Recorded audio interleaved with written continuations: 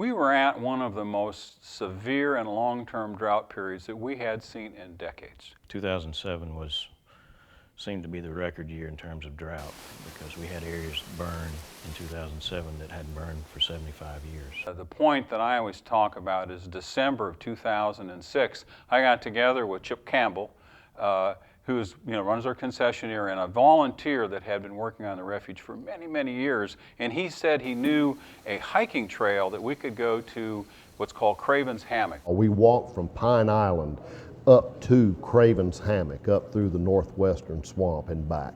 And primarily, we were walking along the dry stream channel.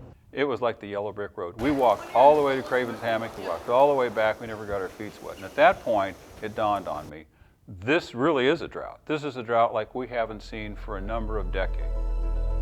The fire actually got started way before our typical fire season. I mean, we're ready, we're getting ready, and we're thinking we have a month or two ahead of time before the lightning season starts.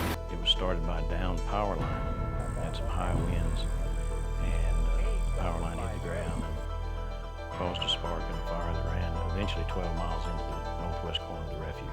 And it ran 10 miles the first day. I mean, the most experienced Georgia Forestry Commission firefighters and dozer operators just said this exceeded anything they had seen in their very seasoned career. They basically ran beside the fire and just tried to keep it from getting wider.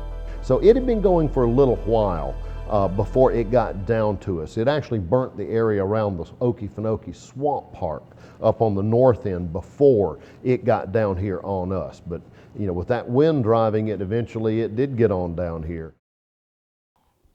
Well, from a refuge standpoint, again, the Okefenokee Swamp needs fire to maintain itself as a swamp ecosystem. And in that sense, it was a big help for the refuge. It actually opened up areas that had been encroached by years and years of growth, without fire. What we tend to see more often in a fire like in 2007 is it top burns those areas, it kills the shrub down, but very, very quickly thereafter you begin to see coppice growth, sucker growth popping back up from rootstocks. Some of the trees will do it, black gum trees will do it, and already you're seeing some of that. Now, while that may be good for the habitat, and that may be a good landscape changing event we need periodically, it's going to come out, and you've got serious obligations to our neighbors to do our best to keep it in the swamp. They love fire in the swamp, but they want to stay in the swamp. When it comes out, it hurts people. Inside the perimeter of Okefenokee National Wildlife Refuge, most of this is a swamp ecosystem.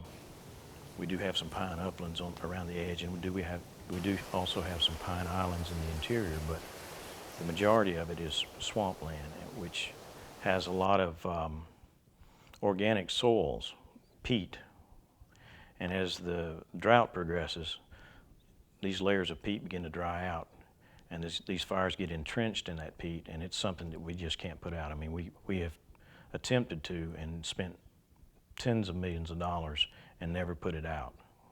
We just had to wait on what we call a season-ending event, which could be anywhere from a 5 to 6 inch rainfall.